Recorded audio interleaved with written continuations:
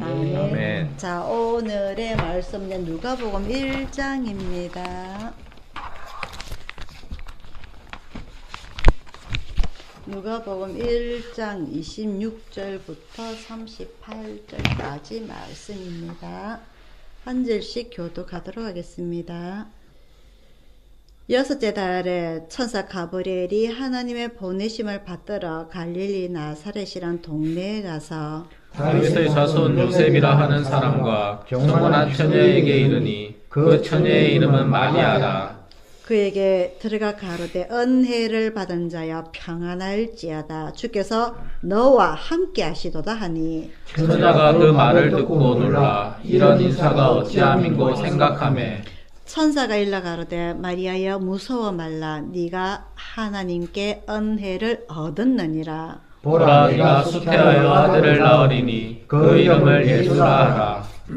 저가 큰 자가 되고 지극히 높으신 이의 아들이라 일컬을 것이요 주 하나님께서 그 조상 다윗의 위를 저에게 주시리니 영원히 야곱의 집에 왕노릇 하실 것이며 그 나라가 무궁하리라. 마리아가 천사에게 말하되 나는 사내를 알지 못하니 어찌 이 일이 있으리까. 천사가 대답하여 가로되 성령이 내게 임하시고 지극히 높으신 이의 능력이 너를 덮으시리니 이러므로 나실 바 거룩한 자는 하나님의 아들이라 일컬으리라. 보라 네 친족 엘리사벳도 늙어서 아들을 배었느니라. 본래 수태하지 못한다 하더니가 이미 6달이 되었나니 대저 하나님의 모든 말씀은 명치 못하심이 없느니라. 다같이요. 마리아가 가로되 주의 계집종이오니 말씀대로 내게 이루어지리라 하매 천사가 떠나가니라. 아멘. 기도하겠습니다.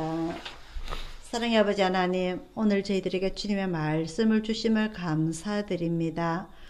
구약의 마지막 선지자 말라기 이후에 300~400년이라는 신구약 중간사 그 암흑기 시대를 지나서 하나님의 기적이 다시 시작되는 시점을 우리는 보고자 합니다. 아버지 하나님, 기나긴 시간을 기다려서 이스라엘 백성들이 애굽의 노예가 되었을 때에 모세를 기다리셨던 것처럼 오늘 예수님의 탄생을 위하여서 그 기나긴 시간을 기다렸고 또한 그 예수님의 탄생에 앞서서 예수님의 길을 밝히려고 먼저 태어난 세례 요한을 공부하고자 합니다. 아버지 하나님, 이들을 선택하기에 그 기나긴 시간을 흘려보냈고 그 기나긴 시간 동안에 수많은 사람들이 이 땅에 태어나서 또 각오하였습니다. 그 많은 사람들 중에 특별히 선택받은 요한의 부모님 그리고 예수님의 부모님, 그들의 믿음을 통하여서 그리고 그들이 태어난 이후에 하나님의 말씀을 증거하면서 살았던 이들의 역사를 우리가 공부를 하고자 합니다. 아버지 하나님, 오늘 이 땅에서도 하나님께서는 우리와 함께 계시고 예수님께서 우리와 함께 계십니다. 우리도 예수님의 길을 준비할 수 있는 정말 주님께서 찾으시는 수많은 사람들 중에 우리가 선택받을 수 있는 우리의 믿음을 굳건히 지킬 수 있는 저희들이 다 되기를 원하오며 감사드리고 예수님 이름으로 기도드리옵나이다. 아멘. 자, 제가 지난주 예배를 빠져가지고 그 전주에 읽었던 말씀입니다. 우리가 이 말씀을 보면서 제가 원래는 세례 요한에 대해서 하려고 했는데 이 육신의 어머니 마리아와 육신의 아버지 요셉의 이야기가 길어져 가지고 제가 다음 주에는 세례 요한에 하도록 하겠습니다 하고 2주가 흘렀습니다. 다 잊어먹었죠? 예. 예. 다 잊어먹었죠? 예. 예.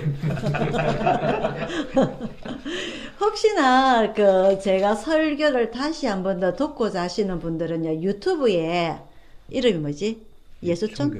예수촌 교회라고 치면은 설교를 올려놓습니다. 그래서 한길이도 그렇게 듣고 있고요.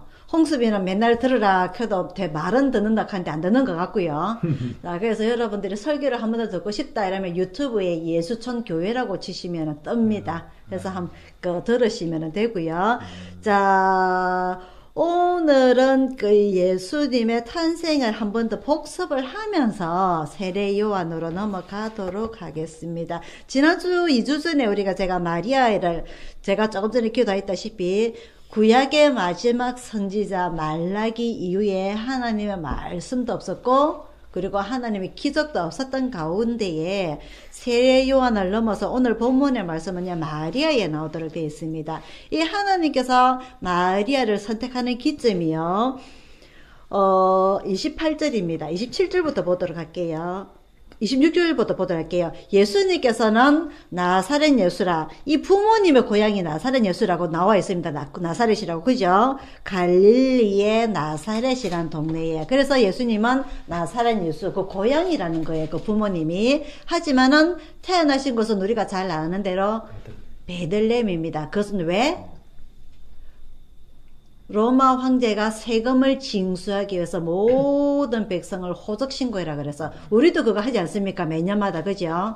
주민등록 신고를 해야 됩니다. 그래서 주민등록이 자기 주거지에 거주를 하지 아니하면 말소를 시켜버리고요. 통장이 매년 돌아다닙니다. 정말 이 사람이 이 주민등록에 신고한 대로 거주하고 있습니까?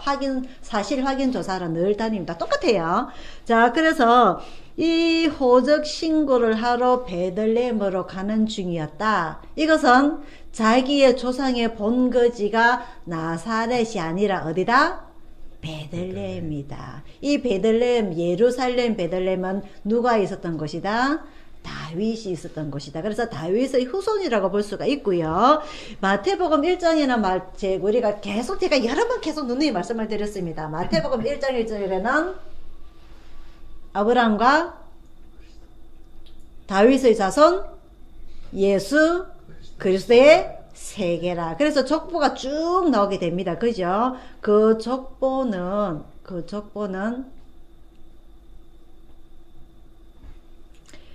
요셉의 족보입니다. 요셉의 족보. 요셉의 족보가 나오게 되고요. 누가복음에 보면은 요 뒤에 보면은 족보가 한 개 더 나옵니다.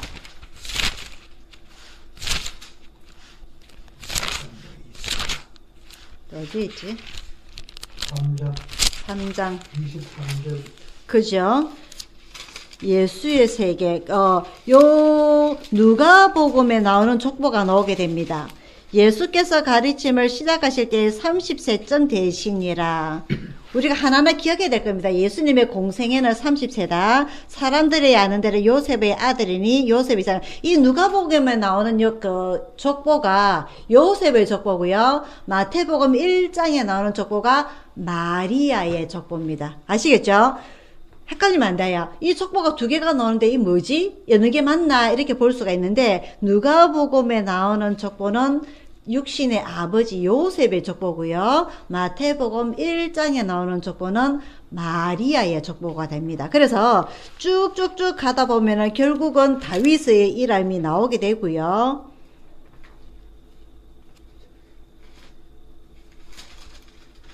다윗이 어디에 나오느냐? 31절에 나옵니다. 3장 31절에 그 이상은 다윗이요. 결국 그래서 이 마리아와 요셉에 쭉 올라가 가면 결국은 다윗이 이름이 나오고 그 위에는 누가 나오느냐? 34절에 아브라함이 나옵니다. 그래서 결국은 요셉이나 마리아나 이 둘의 조상은 결국은 아브라함의 후손이요. 어떤 조상? 믿음의 조상 아브라함의 후손이요. 다윗의 후손이요. 다윗은 누구다? 이스라엘의 왕이다. 이래서 볼 수가 있습니다. 그래서 이 아브라함과 다윗의 후손 마리아와 요셉의 후손으로서 예수님께서 태어나실 텐데 하나님께서 이 마리아를 선택하신 기준이 28절에 나옵니다. 그에게 들어가 가로되 은혜를 받은 자여 평안할지어다. 이 마리아는 하늘께 은혜를 입었다고 했습니다. 은혜를 입었다. 어떠한 은혜를 입었느냐? 독생자의 처녀의 몸으로서 예수님을 탄생할 수 있는 이름을 축복을 받은 은혜를 받았다는 거죠. 그렇게 되려면은 이 하나님께서 얼마나 수많은 사람들을 가리고 선택을 하셨을까?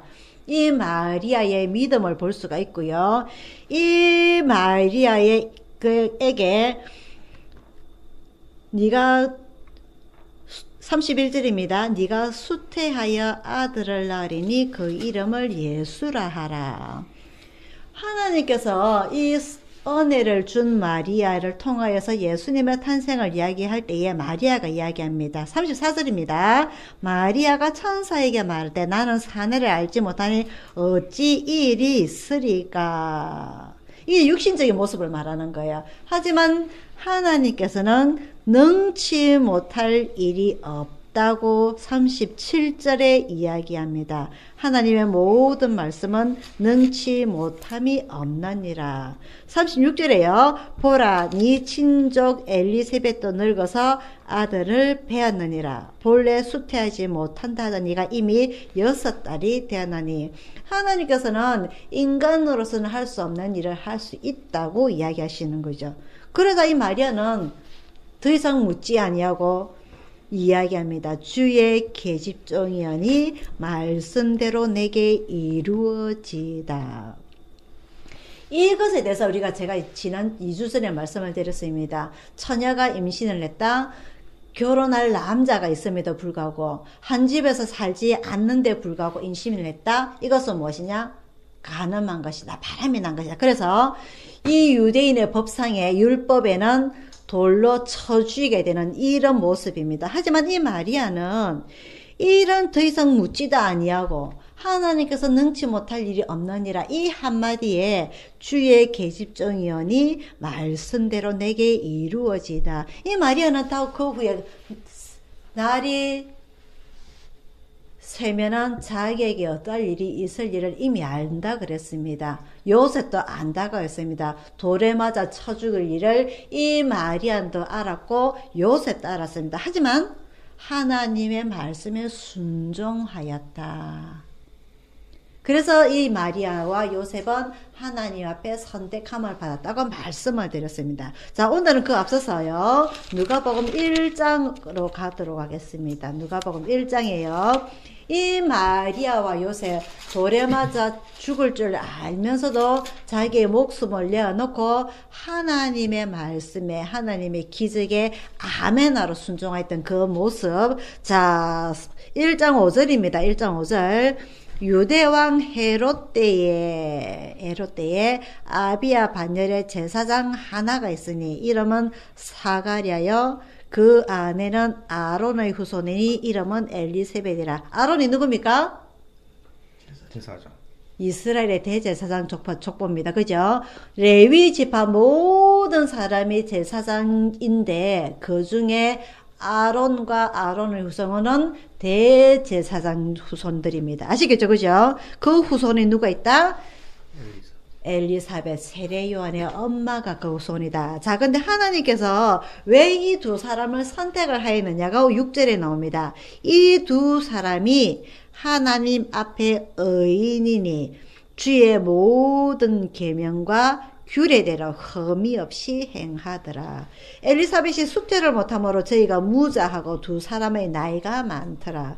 하나님 앞에서 늘 일꾼들을 선택하시는 기준이 나오게 됩니다. 두 사람이 하나님 앞에 의인이니 주의 모든 계명과 규례대로 흠이 없이 행하더라.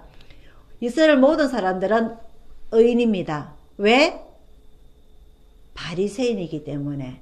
바리새인이라는 말은 무슨 말입니까? 하나님의 모든 율법을 다 행한다는 것입니다.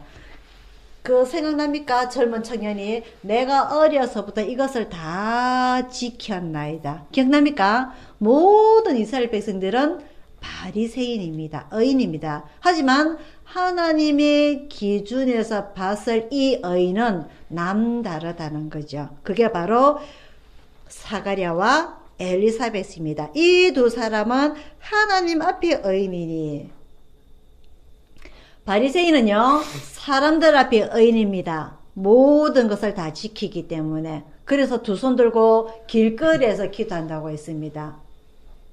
두 손 들고 죄인들이 듣도록 오 하나님 감사합니다. 나는 저 죄인들과 같지 아니함을 감사합니다. 나는 저 창녀와 같지 아니함을 감사합니다. 저는 기도도 열심히 하고 안식일도 잘 지키고 금식도 하고 11조도 바치고. 기억납니까? 바리새인들은 의인입니다. 누가 볼 때에? 사람들이 볼 때에, 세리와 죄인들이 볼 때에 바리새인은 의인입니다. 하지만 오늘 하나님께서 말씀하시는 이 의인은 하나님께서 보시기에 의인을 찾으십니다. 사가랴와 엘리사벳. 이 사람은 하나님 앞에 의인이니. 우리는요, 사람이 보는 기준, 그 사람들이 볼 때 의인이면 필요가 없습니다. 우리는 그런 사람을 뭐라고 그러냐? 일반 사람들이 저 사람은 법 없이도 살 사람이다. 사람이 보는 기준에서 봤을 때 의인이라는 겁니다. 우리는 그게 필요 없습니다. 우리는 하나님께서 보시는 의인이 되어야 하는 것입니다. 그래야 하나님 앞에 선택함을 받고 하나님 앞에 큰일 할 것이고 하나님 앞에 축복을 받고 마리아처럼 하나님 앞에 의인을 네가 은혜를 받은 자여 라는 그러한 소리를 들을 수가 있는 것입니다. 그래서 이 두 사람이 자식이었고 이 두 사람이 나이가 많더라 할지라도 능치 못할 일이 없는 하나님의 기적으로 아이를 낳게 되죠. 그 아이가 누굽니까? 세례 요한입니다. 이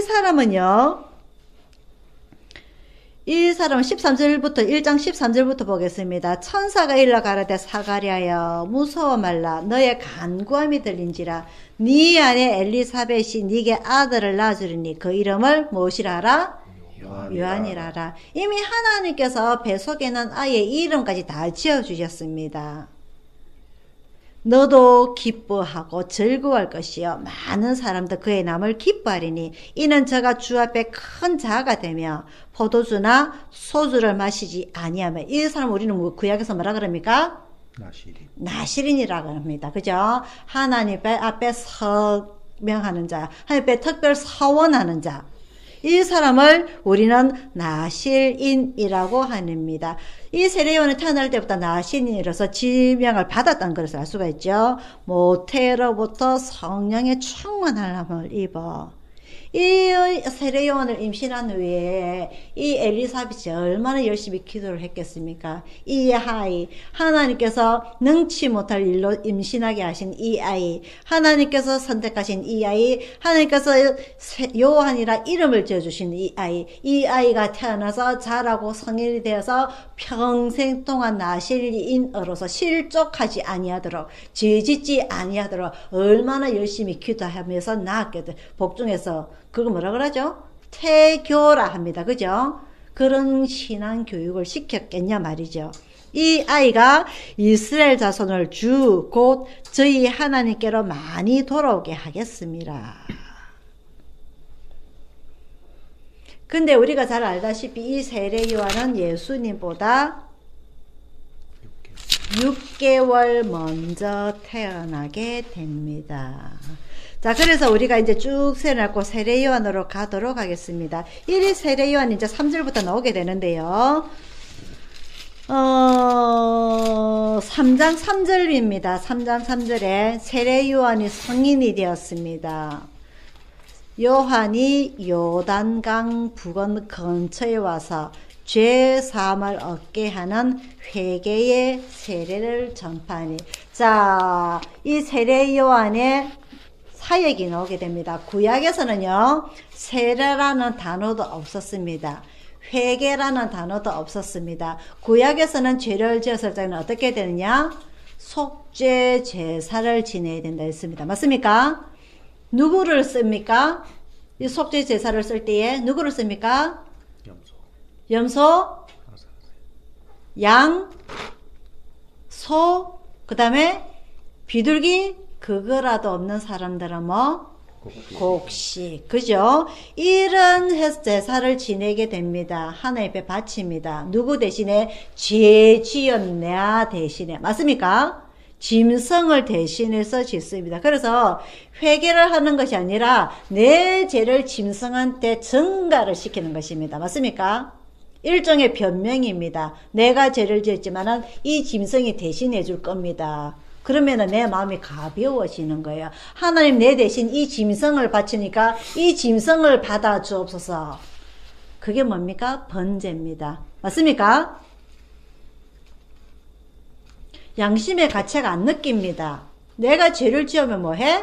내가 이 짐승을 성전에 데리고 가서 번제로서 활활 태워서 다 바치면 되는데 양심에 가책이 없는 것입니다. 맞습니까? 그래서 바리새인이 되는 겁니다. 그래서 의인이 되는 겁니다. 어떤 의인? 사람이 보는 의인. 하나님 감사합니다. 그렇게 되는 겁니다. 맞습니까? 지금 우리는요, 마태복음에서 예수님께서는 우리들에게 어떠한 기도를 해라느냐?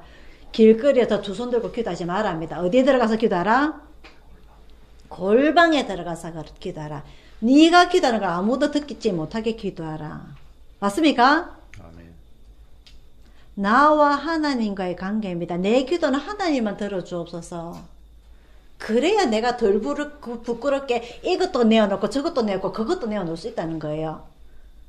많은 사람들이 큰 교회에서 철야기도 가서 기도합니다. 금요일날 새벽기도 가서 기도합니다. 내놓고 기도 못합니다. 내 옆에 사람이 내 기도 들을까봐. 아이고야 저 사람 깨끗한 척 하다만 저런 죄도 지었던가 봐. 맞습니까? 그래서 예수님께서는 골방에 들어가서 기도해라 합니다. 1대1로 대놓고 기도합니다. 제가 오늘 요거 잘못했는데요. 제 죄를 용서하여 주세요. 우리가 1대1로 만나게 되면은요, 내가 마음이 쪼그러듭니다. 왜? 무서워서. 왜? 부끄러워서. 왜? 내가 부족함을 아니까. 맞습니까? 그걸 느끼라는 겁니다. 예수님께서는. 그래서 너희는 중언부언하지 말라. 했던 말 또 하지 마라. 너희는 기도해라. 어떻게 들어가서? 골방에 들어가서 하나님과 1대1로 만나라. 했던 말 또 하지 마라. 새벽 기도하면 했던 말 수십 번 합니다. 오늘 이 바리새인들, 사람들이 보는 의인 이 바리새인들 그 말 듣지 말라는 겁니다. 그 기도 듣지 말라는 겁니다. 그래서 오늘 세례요한은 어떻게 하라? 회개와 세례를 전파니. 이 회개라는 것은요, 네가 죄를 저지르고 나서 짐승한테 그 죄를 전가시키지 말고 네가 직접 회개해라. 하나님한테 기도를 해라. 하나님 제가 이거 잘못했습니다. 잘못했었는데요. 우리가 자식을 키워보면요. 이 자녀가 내한테 입으로만 잘못했습니다. 회개를 하는지 마음 깊숙이 잘못했습니다. 회개를 하는지 압니까 모릅니까? 눈만 보면 우리 알 수 있습니다. 맞습니까? 똑같습니다. 하나님께서는 우리의 중심을 보고자 하십니다. 그래서 우리 입으로 중언부언 하나님 제가 이것도 잘못하고 저것도 잘못하고 그것도 잘못했습니다 하면은 이뿐이네. 입만 살아있네. 말이 나오는 겁니다. 우리가 중심에서 깊숙이 나온 데서 해결하면 어떤 마음이 나오게 됩니까? 제가 정말 잘못했습니다. 눈물이 나오게 됩니다. 제가 진심으로 잘못했습니다. 다시는 이런 죄 짓지 않겠습니다. 맞습니까?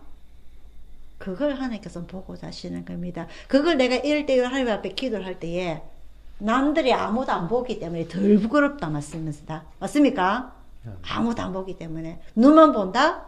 하나님만 본다. 하늘 앞에 누한테 내 눈물 콧물 다 흐르는데 뭐가 부끄럽습니까? 부끄럽습니까? 안 부끄럽습니까? 하나도 안 부끄럽습니다. 대신 그 마음이 어떤 마음이 옵니까? 평안한 마음이 옵니다. 맞습니까? 아멘. 하나님께서는 그걸 원하시는 것입니다. 그래서 이 하나님께서 원하시는 말씀을 누가 이야기합니까? 세례요한이 이야기합니다. 회개하라. 그리고 세례를 주게 됩니다. 예수님께서 그 세례요한의 세례를 받으십니다. 어디서 그 세례를 베푼다고요? 요단강입니다. 요단강. 그래서 우리는 요단강 건너서 만나리라는 찬양이 나오게 됩니다. 왜? 요단강에서 세례요한이 베풀었고 예수님께서 요단강에서 세례를 받으셨기 때문에 그 요단강에서 세례를 받고 그 이후에 뭐가 나타납니까? 성령을 받습니다. 어떤 모습으로? 비둘기 모습으로. 그래서 요단강이 찬양에 나오는 겁니다. 요단강 건너서 만나리. 그래서 이 요단강은 세례 요한이 세례를 베풀었던 곳이었다. 예수님께서 세례를 받았던 곳이었다. 하지만 예수님은요, 세례를 준 사람이 몇 명이 되지 아니하고요, 그 나머지는 제자들이 많은 사람들에게 세례를 줬습니다. 예수님께서 그 일까지 하기는 너무 벅차거든요. 육신의 몸을 입으셨기 때문에. 그래서 이 제자들은요, 굳이 요단강에서 세례를 행하지 않습니다. 물이 어디가 있든지 그 자리에서 내가 주 예수를 믿겠소 하면은 그 자리에서 세례를 주게 됩니다. 쭉 이는 번뇌입니다.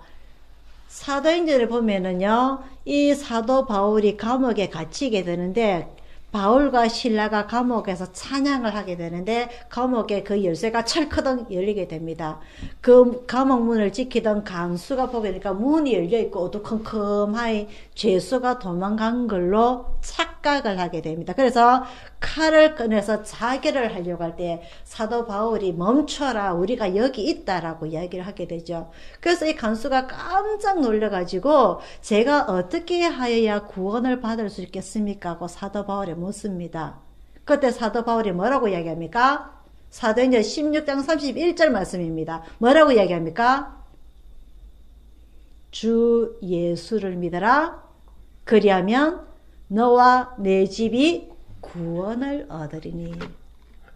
그래서 간수가 바울과 실라를 자기 집으로 모시고 가서 식사를 대접을 합니다. 그 자리에서 사도 바울은 그 간수의 가족들에게 세례를 베풉니다. 무슨 말씀 아시겠어요? 세례 요한이 세례를 베풀었던 곳은 요단강이지만은 그 제자들은 어느 누구든지 어디서든지 내가 예수를 믿겠나이다 하면은 그 자리에서 세례를 베푸게 된다는, 아시겠죠? 그죠? 그런 장면이 번뇌가 제가 다 부연적으로 설명을 한번 들었고요. 세례 요한은 세례와 회개를 가르쳤다 는 것을 이야기하게 됩니다. 이것을 가리킬 때 3장 10절입니다. 무리가 물어가로되 그리하면 우리가 무엇을 하오리까? 대답해 가로되 옷 2벌 있는 자는 옷 없는 자에게 나눠줄 것이요 먹을 것이 있는 자도 그렇게 할 것이라. 욕심 부리지 말라는 거죠. 욕심 부리지 말라는 거죠. 자, 다시 돌아갑니다. 부자 청년이 예수님한테 왔습니다. 내가 어떻게 해야 영생을 어떻게 얻으리까? 네가 모세의 율법을 지키라. 이것은 제가 어려서부터 다 지켰나이다. 그러면은 너에게 한 가지 부족한 것이 있나니 무엇입니까? 네 재산을 팔아서 가난한 자들에게 다 나눠주고, 그 뒷말이 중요합니다. 저는 그 뒷말이 더 중요하다고 생각합니다. 그 뒷말이 무엇일까요? 너는 나를 따르라. 13번째 제자가 될 수 있었는데 그 기회를 놓치게 됩니다. 재산 중요한 거 아닙니다. 너는 나를 따르라. 13번째 제자가 될 수가 있었는데, 우리는요, 많은 사람들이 너의 재산을 팔아서 가난한 자들에게 나눠줘라, 그것만 생각을 하고 있습니다. 아이고 아까워라, 그 재산 그만. 이 부자 청년은 그 재산이 아까워서 재산도 포기하고 예수님의 13번째 제자가 되는 것도 포기합니다. 맞습니까? 우리는 그 뒤에 말에 더 초점을 둬야 됩니다. 너는 나를 따르라. 사도 바울은요, 그 소아시아에 전도하는 그 과정에서 그 광야에서 예수님을 만난 후에 자기의 모든 것을 무엇으로 여기고? 배설물로 여기고 예수님을 죽을 때까지 쫓아다녔습니다. 맞습니까?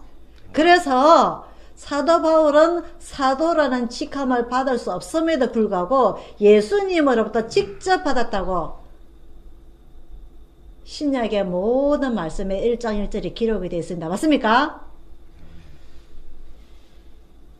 사도 바울은 자기의 모든 것을 다 버리고 포기했기 때문에 사도라는 직함을 얻었지만, 이 부자 청년은 그 재산 때문에 사도라는 직함까지 포기했던 사람입니다. 두 사람을 우리는 비교를 해야 됩니다. 두 사람에서 우리는 교훈을 받아야 됩니다.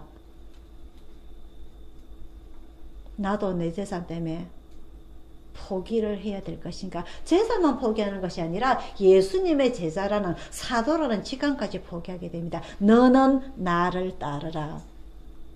누가복음에 보면은요, 예수님께서 문둥이 10명을 치료해주는 장면이 나오게 됩니다. 근데 되돌아온 사람은 한 명밖에 없습니다. 내가 10명을 치유했는데 되돌아온 사람은, 나에게 감사 인사하러 온 사람은 이방인 사마리아의 너 한 명밖에 없구나. 제가 예수님을 쫓겠나이다, 따르겠나이다, 이 사람이 이야기를 합니다. 됐다. 너는 네 집에 가서 사람들한테 내가 너를 이렇게 낫게 하였노라고 증거하여라. 그리고 제사장한테 네 모습을 보여주고 깨끗하였다라는 증거를 받아라 라고 이야기합니다. 아무나 예수님께서 제자를 부르지 않는다는 말입니다. 아시겠죠? 예수님께서는 사복음서를 통하여서 수많은 사람을 살렸습니다. 아픈 사람을 낫게 하였고 죽은 사람을 살린 사람이 3명이나 있습니다. 그 사람들이 다 예수님을 따르지 아니하였습니다. 쫓지 않았습니다. 예수님께서 오병이어를 하실 때에 광주리에 받은 것이 12명이요 먹은 사람이 5,000명이었더라. 7병이었대. 광주리에 7광주리를 잡고 4,000명이 먹었더라. 그 사람들이 다 예수님의 제자가 되지 아니하였습니다. 예수님의 사도가 되지 아니하였습니다. 하지만 이 부자 청년에게는 하나님께서, 예수님께서 그런 기회를 줬단 말입니다. 너는 나를 쫓아라, 따르라. 아시겠어요? 무슨 말인지?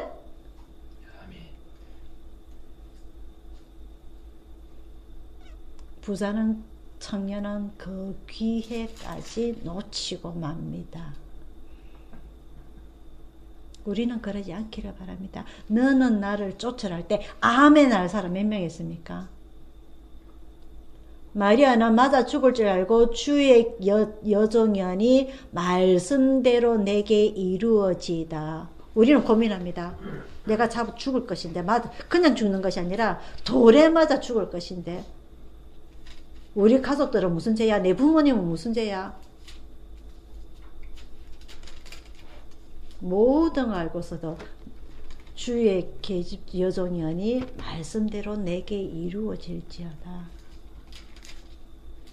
모든 이치를 따지지 않습니다. 그냥 말씀에 순종합니다. 우리도 따지겠죠. 내가 오늘 이렇게 하면 나에게 이익은 무엇이냐? 나에게 손해는 무엇이냐? 그래서 나 판단을 합니다. 부자 청년처럼 심히 근심하며 집으로 가더라.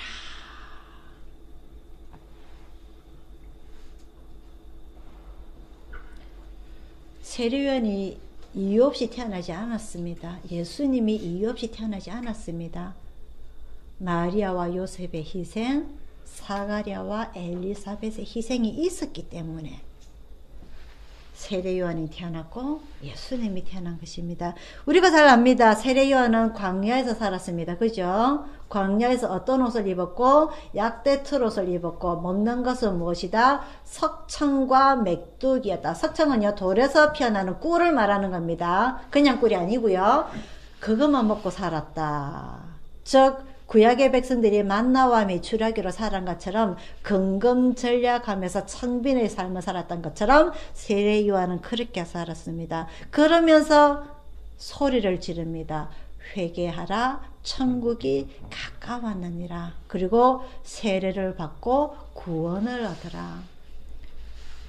예수님 세례요한의 마지막은 어떻습니까?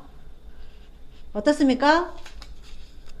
헤롯에게 목베임을 당합니다. 맞습니까? 그의 인생은 그렇습니다. 그의 인생은 하나도 행복하지 않습니다. 세례요한으로부터 세례받은 예수님이 이제 본격적으로 30세의 공생애를 시작할 때에 많은 사람들이 예수님을 쫓습니다. 5,000명이 쫓고 4,000명이 쫓고 세례요한의 제자들도 쫓아 넘어갑니다. 남아있는 세례요한의 제자들이 세례요한에게 묻습니다. 아니 우리 스승님한테 세례를 받은 저 사람한테 사람들이 더 몰립니다. 그때 세례요한이 뭐라고 이야기합니까? 예수님은 3장 16절입니다. 누가복음 3장 16절입니다. 요한이 모든 사람에게 대답하여 가로되 나는 물로 너희에게 세례를 주거니와 나보다 능력이 많으신 이가 오시나니 나는 그 신들매를 풀기도 감당치 못하겠느라. 신발끈 말입니다. 이스라엘 백성들이 신발끈이 어떠냐면요, 우리나라처럼 그런 고무신 없습니다. 집신 아닙니다. 운동화 아닙니다.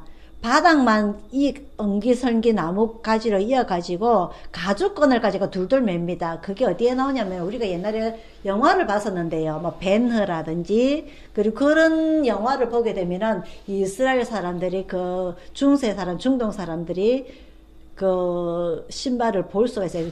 이렇게 우리 여자들이 그거 뭐라고 해야 돼? 샌들 신듯이 줄로 매가지고 그런 신발을 신습니다. 그 신이 서서 하기 힘듭니다. 앉아서 신발을 매는데 우리나라처럼 1초 만에 신발 신고 벗기가 쉽지가 않습니다. 양반들은요, 부자들은요, 종들이 신발끈을 묶어줘야 됩니다. 그런 삶이죠. 제가 지금 수술하고 난 뒤에 발이 불편해가지고요, 제가 혼자서 신발 신지도 못합니다. 누가 도와주지 않으면 신발 벗기도 신기도 그런 힘든 삶입니다. 내 신발을 신겨주기 위해서 누군가는 무릎을 꿇어야 되고 누군가를 머리를 조아려야 됩니다. 오늘 이 세례 요한은 그렇게 이야기합니다. 나는 그 신들매를 신발끈을 풀기도 감당치 못하겠노라. 즉 예수님의 종이 되기를 자처하는 것입니다. 그는 성령과 불로 너희에게 세례를 주실 것이요 손에 키를 들고 자기의 타작마당을 정하게 하사 알곡고 모아 곳간에 들이고 쭉정이는 꺼지지 않는 불에 태우시리라. 세례 요한이 표현하는 예수님의 모습입니다. 그 이야기를 들은 예수님은요, 세례 요한을 뭘로 표현을 하느냐?